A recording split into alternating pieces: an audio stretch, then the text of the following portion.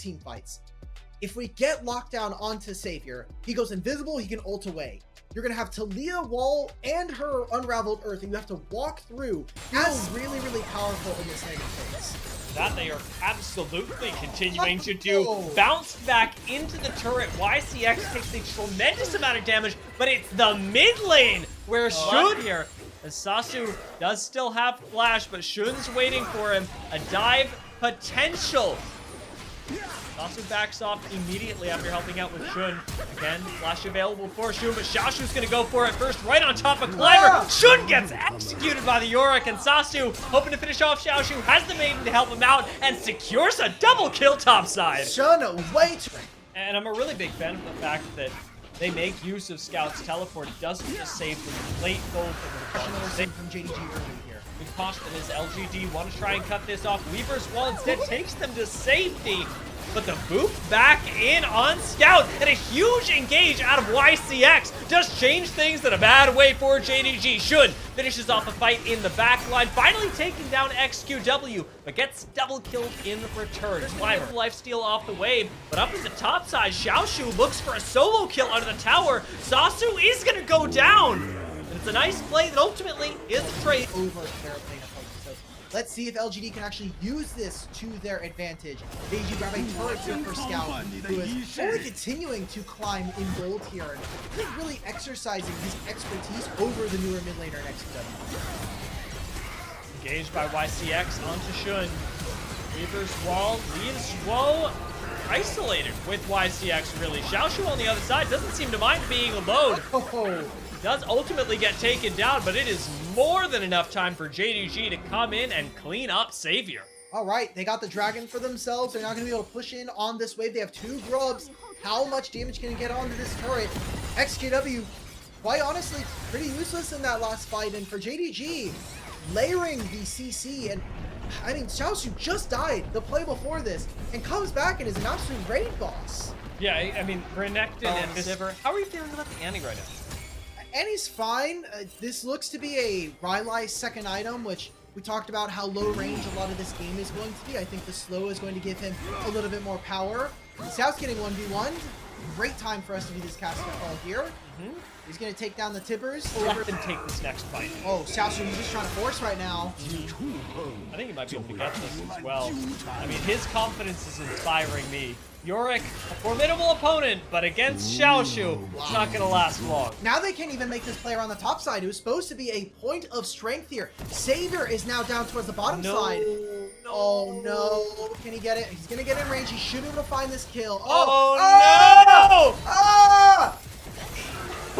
Spell shield. Close enough.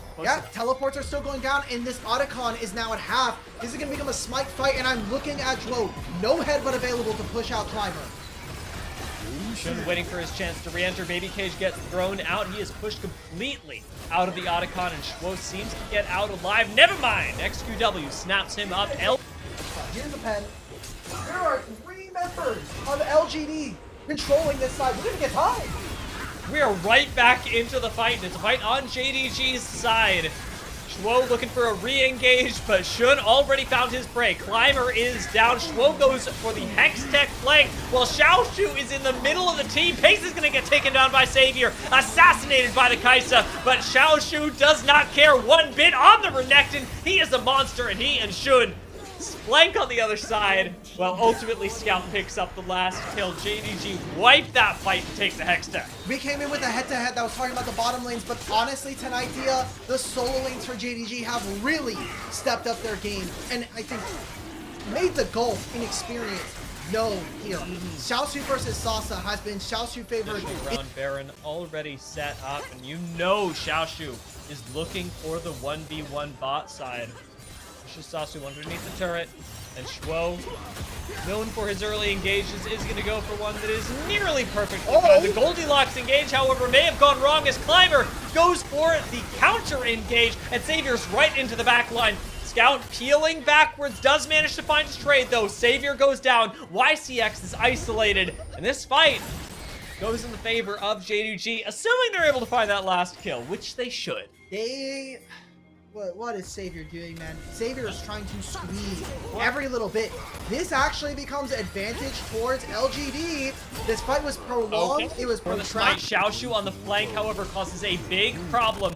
Paze could be engaged on by YCX, and he will be flashing away. Paze survives for now, but he's jumped on by Savior. Savior picks up the kill, but gets traded out instead. It is 1-for-1 AD carry for AD carry as JDG fight a war on two fronts, but it is Xiaoshu who is winning his all the way, flashing right on top of YCX. He takes him out and is left with just Sasu and Climber in the pit. XQW can teleport back into this play, but this went from a Baron that was supposed to be JDG's to now it being LGD's. Xiaoshu's level 16. He does not have Dominus. I cannot see a world where he wins a 1v3.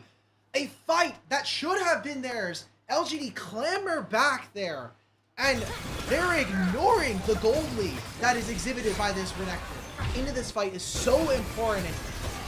I don't know if it was a great ultimate from XQW, but him repositioning alongside him, that's good enough for me. I'll take it. Yeah, this is what I was missing because it was so far off screen, but was the who gets on top of Talia question being answered, but in the favor of LG. Nobody was really able to. If Saber can just throw these Void Seekers out, no one from JDG interacts with them. But that requires for LGD to play a slower fight, a slower game for them, and that's going to require poise, which we haven't seen. Savior has been laser focused on the back line. Killer instincts. Very much saved. Assassinating King. Taking out Scout at times. Doing well individually. I mean, it'll be about 5k gold soon, especially if you're able to win a fight, find a singular pick who is covering just around the right. And the question of how you get on top of Talia is especially difficult to answer right now as a solo Renekton with no help on the way. That is absolutely going to be a pick. Xiaoshu overextending. Are not in position to contest. Honestly, Gia, I think the window is gone. LGD getting that one of those dragons at the very beginning of the game. And LGD look for an engage. It's YCX's time to shine. He needs to find some sort of isolation, some sort of damage onto Paze. Savior searching for the assassination, but YCX gets a little over anxious and gets picked off. Now it's front to back where Siva really thrives, and Paze is going to go down. Xiaoshu unkillable in the front line, and JDG win the fight 2 kills to none. There is that poise that we were talking about. I mean, YCX gets completely obliterated before the start of this. Climber, no ultimate. They do have Talia wall if they really need to get into this pit, but such a dangerous ask here for LGD. Love it. I love that I got a caster curse right before the Baron happens. All good. Trying to see how LGD play out these next few moments because they can withstand the Baron. And the Dragon showing what JDG see. Climber, they know he's nowhere near in the area. They do not need to be worried. JDG have all the information they could possibly need there. Having had vision on the jungle the entire time. Okay. Out comes the Weaver's Wall. Splits the team fight really well. Counter engaged from Zhuo. Just keeps YCX from being able to close them in. YCX gets isolated. Scout still fighting Climber on the top side, and Climber engages with the Cyclone. Immediately exhausted. Into the backline, keeping Scout and Paze honest. Finally gets popped into GA, and Paze runs into the front line with Xiaoshu to try and finish off the team, but Xiaoshu gets taken down. XQW into Zanya's right now, but Paze will take him out, and it's a JDG slow but steady win in this team fight. Oh my god. Sauce's probably just gonna have to teleport out. Scout, does he get the stun? He does. It's a final kill and a full ace for JDG. Where was a fight that we didn't get to see. Savior get into the backline. Climber playing a little too much in the back. He was away from the Dragon Pit. It gave a free smite over to JDG, and that was the soul. And most likely now the game. There's no death timers in time here for LGD. Yeah, I mean, we did talk about the next team fight you whiff likely means game, and we are seeing JDG have the exact same thing in mind.